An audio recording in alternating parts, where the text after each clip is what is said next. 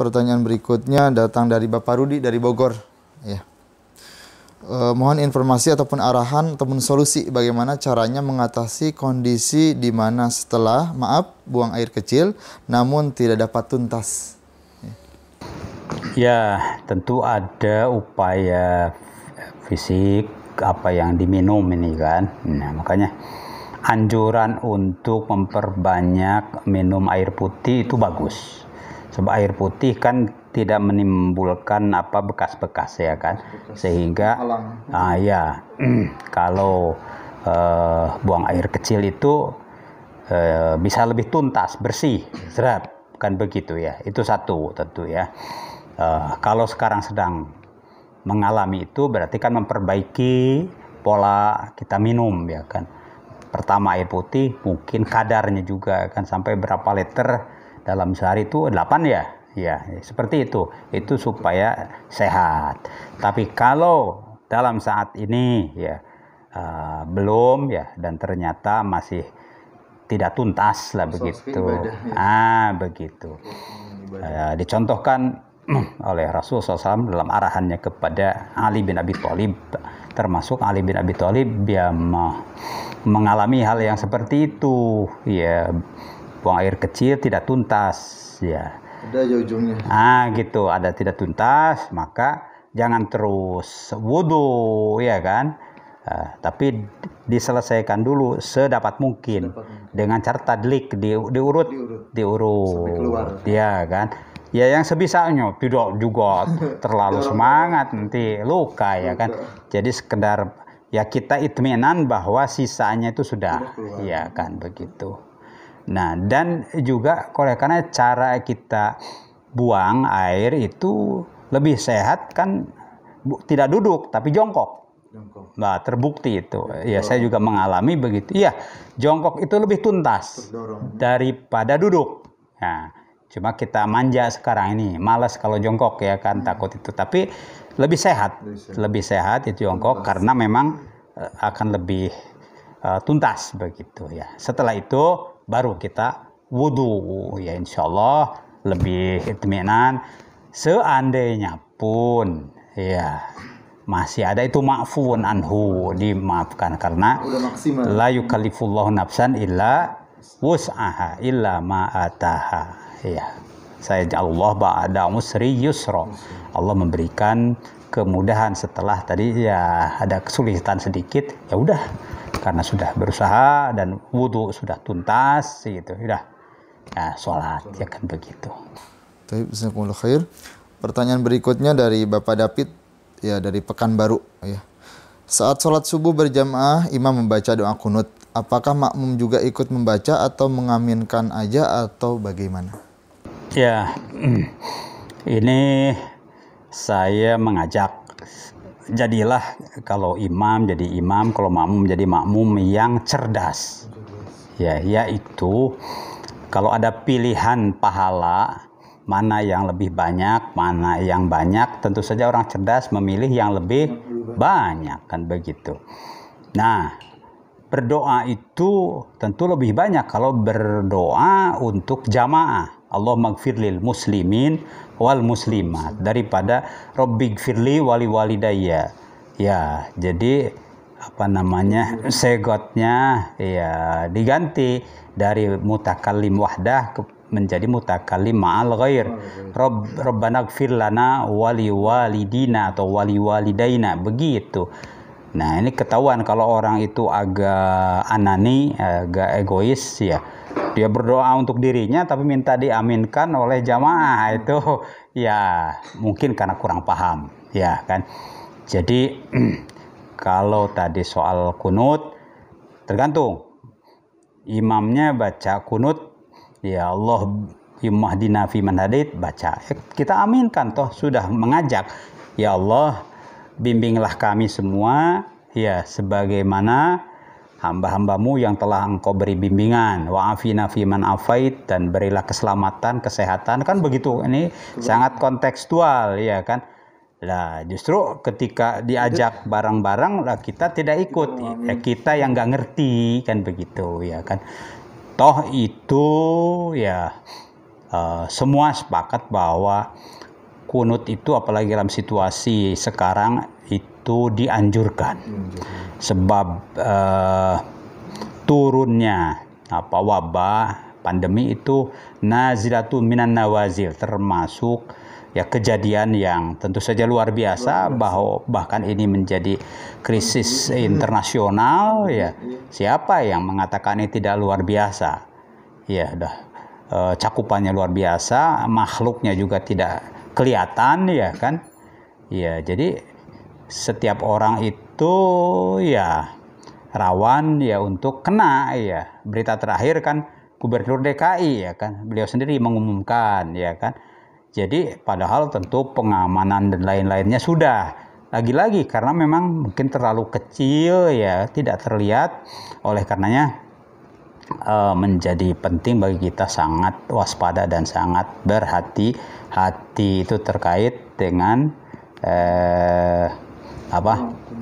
ya, karenanya kesempatan saya justru yang menganjurkan kepada teman-teman ini, ya, tiap subuh paling tidaklah, kalaupun tidak tiap waktu, kalau nazilah itu ya berdoa kunut tiap waktu itu kan.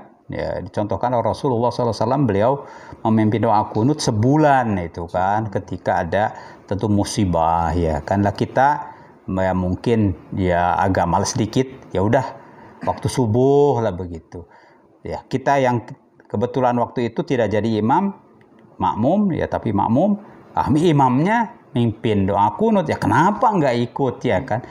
Jadi seperti itulah kita memahami masalahnya, jadilah makmum yang cerdas atau lebih cerdas, insya Allah. Jazakumullah khair. Pertanyaan berikutnya dari Bapak Firmansah. Apabila kita belum haji, apakah bisa menghajikan orang tua kita yang sudah meninggal? Ya, bisa, insya Allah. Tentu ada persyaratan teknis, ya kan. Yaitu selain kemampuan, ya, istita'ah, ya kan. Yang kedua juga yang mau menghajikannya sudah haji. Nah, itu ini kan. Belum haji kalau belum haji, boleh itu membadalkan kepada yang lain. Itu ya. Toh tiap tahun juga ada rombongan-rombongan haji, kan. Carilah misalnya travel haji, umroh yang lebih profesional, ya kan, menitipkan di situ, insya Allah akan diurus.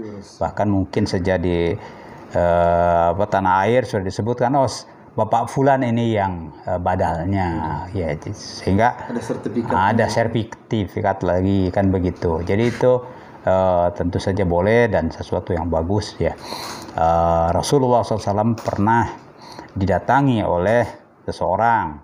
Ada kasus yang datang itu laki-laki, ada yang datang itu perempuan.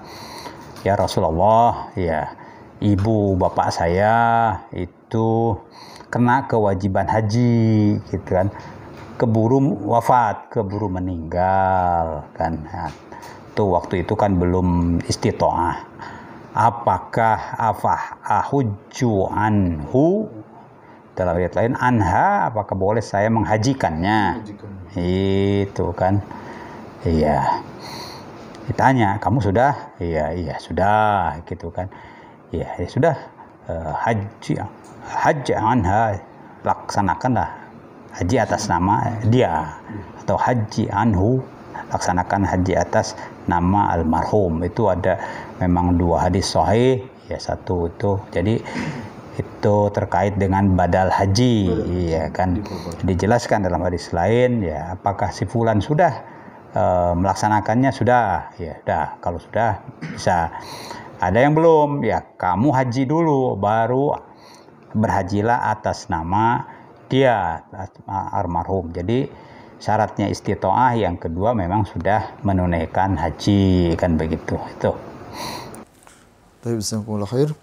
Pertanyaan berikutnya dari Ibu Mariati dari Depok, ya. Bagaimana hukum alat musik, ya? Membelikan gitar untuk anak agar anak tidak kecanduan gadget, ya. Seperti itu. Ya, ini fikhul maslahah, ya. Mempertimbangkan kemaslahatan, ya, itu. ayat di Al-Quran juga terkait dengan alat musik, dan itu kaitannya dengan kemaslahatan. Mereka itu ya bernyanyi-nyanyi itu yang suka melupakan akhirat, ya kan, melalaikan, ya kan. Tapi kan ada kasus-kasus di masa Rasul SAW, bahkan sebelumnya juga Nabi Dawud radhiyallahu an itu punya keahlian seni, ya kan. Nabi Dawud itu sangat bagus suaranya, ya, dan juga pandai berseruling istilahnya, ya, seruling begitu, ya kan. Nah, Al-Quran menyebutkan itu kan, itu dalam hadis. Berarti kan Nabi Dawud itu benar, boleh, ya kan. Tentu bukan untuk hal-hal yang tidak baik, ya kan. Nah, bukan untuk maksiat. Ya, di masa Rasul Sallallahu Alaihi Wasallam juga bentuk alat seninya tentu berkembang sesuai dengan konteks, ya, lingkungannya. Waktu itu kan rebana begitu kan. Ya, Tola al-Badru, ya. Mungkin waktu itu gitar belum cocok, ya kan. Jadi sebagai alat itu tergantung penggunaannya di konteks apa. Kalau alatul lahwi, ya untuk lahwi, untuk main-main, ya untuk mengumbar syahwat, tidak boleh, ya, itu kan. Tapi kalau alat itu untuk zikrullah, menjadi bagus. Contoh, ada pemusik kita itu bimbo, ya. Bimbo itu kan kalau syair-syair itu masya Allah, iya kan, itu tauhidi, itu masya Allah, dan itu ada petikan gitarnya, dipetik sendiri oleh Sam dan lain-lain, ya kan. Ya, kita sendiri kan melihatnya, mungkin ada videonya juga. Berarti kan bukan soal gitar dan petikan gitar, tapi apa sih yang dibawakan, ya kan. Itu bimbo, ya. Bimbo, ya, itu dari Bandung, ya. Terakhir ini kan yang menyentuh kejadian kita itu Ebit GAD, ya. Itu kan tentang musibat. Itu masya Allah, ya kan. Jadi ketika musibat itu apa sih yang salah? Itu dimainkan itu. Mungkin kalau tidak pakai gitar kurang, ya kan. Kalau bla bla bla, ya disitulah, ya kan. Kasus apalagi, ya, itu Ebit GAD, Bimbo, terus siapa lagi. Intinya kan siapapun, ya, yang menggunakan itu tentu harus diprogram lah, diprogram tujuannya apa, lalu apa yang dibawakannya, kan. Makanya ulama tuh mengatakan al-fannu wal musiqiyu itu kan qaulun, ya, hasanuhu hasan wa qubhuhu qubhun. Jadi seni dan apa yang dibawakannya itu adalah yang ada yang baik, ada yang qabih, ya. Kalau yang baik, ya baik. Kalau yang wa qubhuhu qubhun, kalau yang tidak baik, ya tidak baik, kan begitu. Jadi ini lebih ke fiqhul maslahah, ya, itu insyaallah. Timbang-timbang lah kalau dikasih ini si anak ini gitar, akan lebih baik ketimbang misalnya main gadget, ya kan. Ditimbang, ya, tentu orang tua lebih bisa mempertimbangkannya. Sepertinya bahaya gadget ini kan ada bahaya fisik juga, ya. Ada korban mata ada yang menjadi buta, ya kan, kemudian ke jantung, ya kan, dan seterusnya, ya. Kecanduan, ya kan, apalagi, ya, tentu kegiatan itu, ya, kalau sudah pegang gadget itu, ya, lupa ke yang lain, bahkan lupa makan sekalipun, ini kan bahaya. Tapi mungkin kalau gitar, ya, itu tidak mengeksploitasi waktu sedemikian rupa, ya kan. Ya, orang setelah sholat itu kan rasanya kan enggak lah main gitar. Jadi milih waktu-waktu. Jadi silahkan dipertimbangkan mana yang lebih aman dan lebih aslah begitu untuk masa depan dan pendidikan anak kita, insya Allah. Jazakumullah khair. Pertanyaan berikutnya dari Esi dari Bekasi ya. Perihal upload foto bareng teman-teman yang ada akhwatnya ataupun wanitanya di sosial media itu benar-benar tidak diperbolehkan sebab aurat wanita seperti itu. Pertama soal foto bareng dengan lawan jenis ya. Bareng berarti kan bukan berduaan. Ini beda kalau berduaan kan foto barengan ya gitu. Apalagi dalam sebuah acara biasanya kan ima dipoto ya kan atau istilahnya selfie. Ya, ini bagus nih posisinya dan momennya foto kan begitu. Sekarang pada pinter loh selfie itu kan begitu ya. Nah, itu termasuk yang dipoto objeknya itu dirinya, mungkin juga teman-teman yang lain di antara temannya adalah perempuan ya kan. Nah, apakah kalau kefoto itu si perempuan itu, pertanyaan keduanya adalah aurat ya kan. Dipoto ataupun melihat langsung itu kan mana yang lebih persis, melihat langsung ya toh. Nah, kalau ketemu melihat langsung itu ya tentu ya soal aurat perempuan itu ya ini ada diskusi tentu apakah melihat nah gitu kan perempuan itu kan di situ aurat. Nah, jumhur ulama itu cenderung ke itu bukan aurat sebab itu adalah keperluan muamalat ya kan. Al aslu fil muamalat al ibahah, pada dasarnya bermuamalat itu mubah kecuali muamalat yang tentu dilarang secara khusus berduaan, lalu tentu saja kholwat atau apapun begitu yang jelas-jelas dilarang ya itu. Tapi pada dasarnya itu dibolehkan dengan tentu menjaga etika ya, menjaga etika.